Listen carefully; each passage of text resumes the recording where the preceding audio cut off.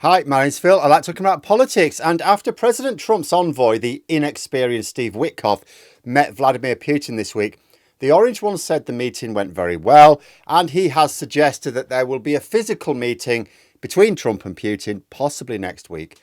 As this would be the first of his second term, it will be very high stakes.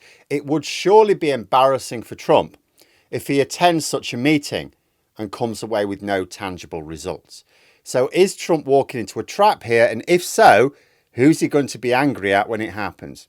But first, for daily news and politics, please click the subscribe button to stay notified. So before we really get into this, what do we know? First, Trump claims that the meeting between Putin and Witkoff went well this week, but any explanation as to why he thinks that was missing from his appraisal. We also know that several European leaders were involved in a call with Trump about the meeting, including Zelensky, of course, and nobody from Europe has given any cause for optimism. Second, this is the first physical meeting between a US president and Russian president since before the full-scale invasion of Ukraine. Very high stakes. Trump cannot just claim he's meeting for a cup of tea, with or without polonium. If Trump comes away with a physical meeting without something tangible, there's a risk he looks like a right mug.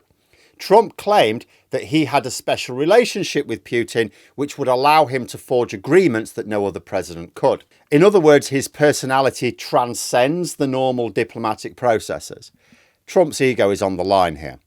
Third, Russia thinks it's in a strong position militarily. It's shown no sign of being in any mood to walk back its maximalist demands, but these demands are for Ukraine to accept that it is on the path to eventual obliteration as a culture and a sovereign country. Ukraine's only choice is to take the quick or the slow path towards oblivion. And you put these three things together, this meeting sounds like a recipe for disaster to me. But let's go into things in a bit more detail. So to understand the risks, we have to understand the two men at the centre of this geopolitical storm, right? On one side, you've got Donald Trump, a leader who prides himself on his personal deal-making abilities. He often bypasses traditional diplomatic channels. He believes he can personally negotiate landmark agreements. He has frequently expressed confidence in his highly productive talks with Putin, even when he's been disappointed by the results in the past.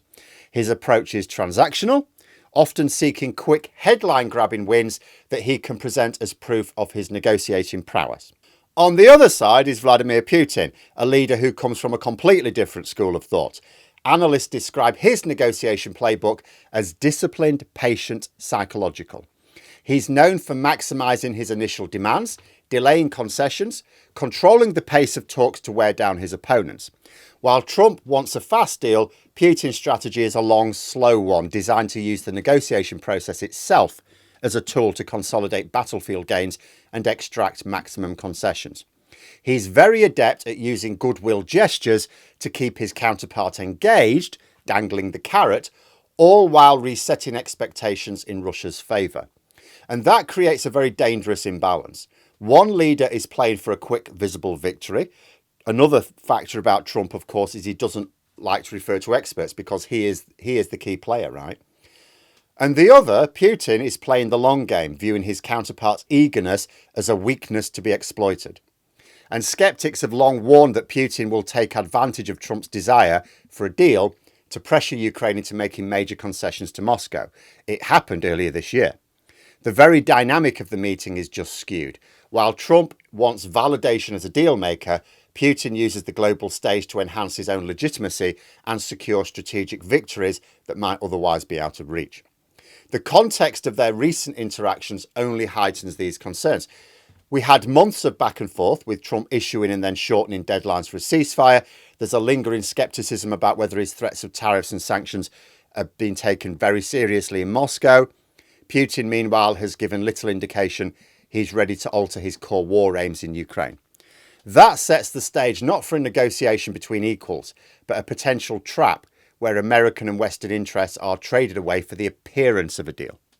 The most immediate and devastating potential consequence of a Trump-Putin summit is the fate of Ukraine, obviously.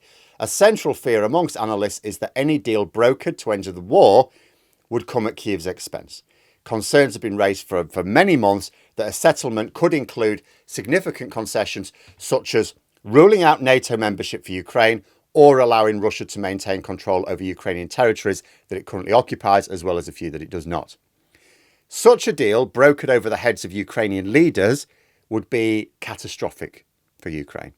It would effectively reward aggression, legitimise the seizure of sovereign territory by force.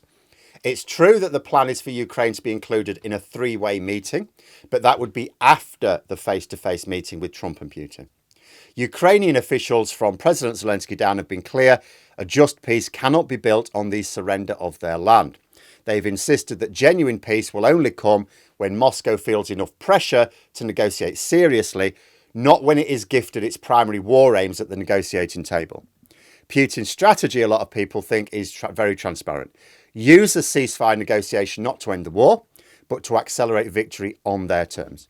He's shown little interest in a deal that doesn't recognise his territorial gains and impose strict limits on Ukraine's future. He's betting he can outlast Western resolve and impose a Russian-designed peace settlement on Kyiv, with the American president acting as his unwitting enforcer. Any agreement that freezes the conflict along the current lines of control would leave Ukraine in a permanently vulnerable position. It would neuter its ability to defend itself, create a constant threat of future Russian aggression. Analysts warn that a deal like that wouldn't be a peace settlement, it would just be a prelude to future instability, locking in a victory for Moscow. It could just take it whenever it was ready. You know, a victory it can't achieve on the battlefield right now. Adding to the pressure on Ukraine, Trump has used the flow of military aid as a point of leverage. He's reconfigured it so that European allies purchase American weapons to send to Kyiv. The fear amongst Western allies is that Trump, in his pursuit of a summit success, would bully Kyiv into accepting terms that would amount to a strategic surrender, undermining the very principles of national sovereignty that the West, including America, claims to champion. Beyond the immediate tragedy for Ukraine, a bilateral deal between Trump and Putin then poses a threat to the foundation of Western security in general, the NATO alliance. For over 75 years, NATO has operated on the principle of collective security. So a deal made between the US and Russia without the involvement of European partners would shatter that unity. This would, of course, be a bigger prize than even Putin could have hoped to achieve a few years ago.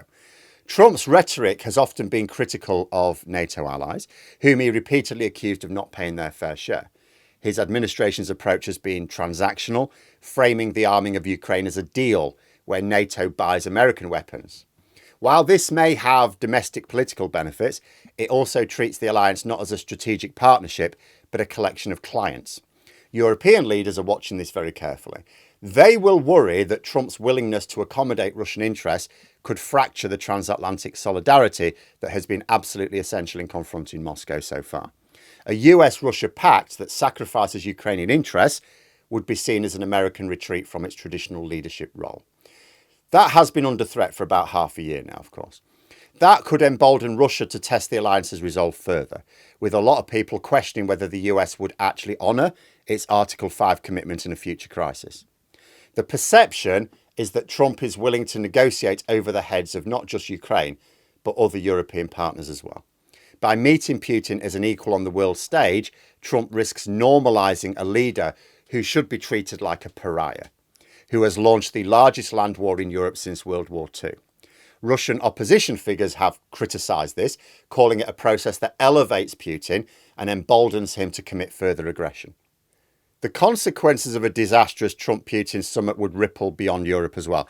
An agreement that rewards Russia's invasion would send a message to authoritarian leaders around the world that the long-standing rule of international conduct are no longer enforceable. It would signal that borders can be changed by force and that particularly nuclear-armed states can act with impunity. This directly impacts America's strategic competition with China. Beijing is watching Washington's handling of its security commitments in Europe to see how it might deal with Taiwan, for example. Analysts have long argued that demonstrating strength and commitment in Ukraine is essential for deterring potential aggression elsewhere. The very nature of the negotiations also risk undermining decades of diplomatic precedent. See, what usually happens is summits like this, they're held once you've already had agreements. Your diplomats have already got the basic agreement. You're just going there to push it over the line. You've basically already got something, right? Trump's belief in his personal ability to forge a deal on the spot bypasses that process. It increases the risk of a superficial agreement that papers over the serious security issues.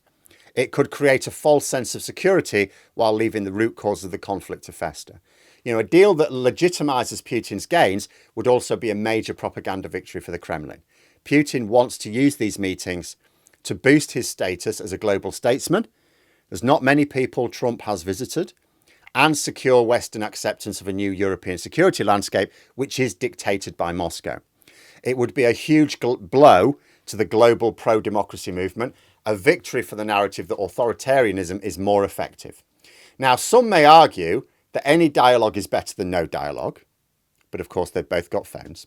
Proponents of a meeting may suggest that direct talks are the only way to de-escalate tensions, and that a pragmatic deal, even an imperfect one, is better than an endless war. They could point to Trump's threats of very severe tariffs and sanctions on Russia's financial and oil sectors as a sign that he's negotiating from a position of strength. The thinking goes that this economic pressure, combined with Trump's unpredictable nature, could be the very thing that finally forces Putin to the negotiating table in a meaningful way. But this view seems to misread the fundamental objectives of the Kremlin. A lot of people believe Putin's war in Ukraine is not just about territory. It's driven by a conviction that an independent, democratic Ukraine poses an existential threat to Russia itself. He's not wanting a compromise. He wants a victory that extinguishes Ukrainian sovereignty. Even during months of US-led negotiations, where Trump initially was accepting almost all of the Kremlin's key demands, Putin still refused to commit to a deal, suggesting his war aims are very maximalist, not negotiable. The Russian economy is strained. People keep talking about the fact that it cannot have much longer to go, but it has shifted to a war footing to keep it going longer. Putin has consolidated power at home. He's eliminated all opposition realistically.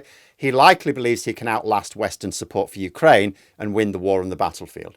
So he views negotiation not as a path to compromise, but as a tactic to play for time, allowing his forces to advance while hoping Trump will grow impatient and pressure Ukraine to capitulate like he was trying in February.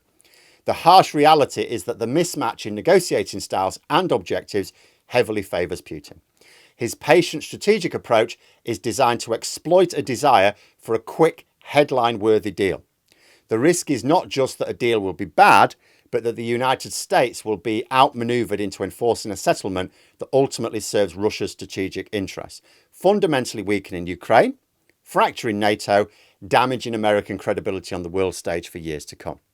And of course, if Trump is persuaded not to revert back to his February position of selling Ukraine out, if the moves made since, which appeal to Trump's transactional nature, have made Trump see things differently, then the result will be that Trump comes away from the meeting saying, oh yeah, it went very well indeed, yeah, absolutely, but without being able to say what he achieved. And if this is highlighted, he risks looking like a prized tit, and he'll then need someone to blame. Who will he blame? And what will he do to take revenge for making him look stupid? This seems like an obvious trap to me. But let me know what you think in the comments below. For more content, you could subscribe to the channel or even join for access to streams and behind the scenes updates. Thanks for watching, and until next time, I'll see you later.